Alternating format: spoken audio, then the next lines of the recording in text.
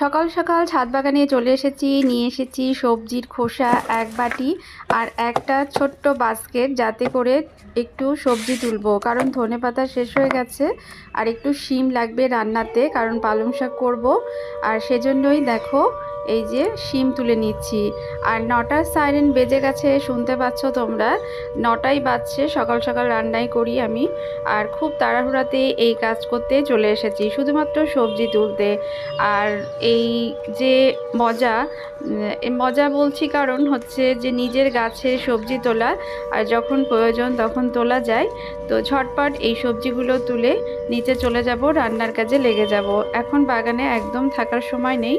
তো এই যে একটু শিম তুলে নিলাম, শিমগুলো আবার হচ্ছে, আর একটু ধনেপাতা তুলবো।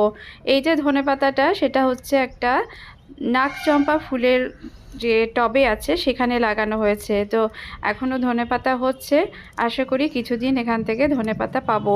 অল্পই আমার ধনেপাতা লাগবে, কারণ লাউ চাপিয়ে এসেছি, লাউটা হচ্ছে, লাউয়ের মধ্যে ধনেপাতা দিলে খুব ভালো লাগে। আরও কিছু সবজি পরে এসে তুলবো, আজকে লাগবে না আপাতত, তো যখন লাগবে বিকালে যদি লাগে তখন তুলে নিয়ে যাব। এই তো, এই যে আমার হয়ে গেছে।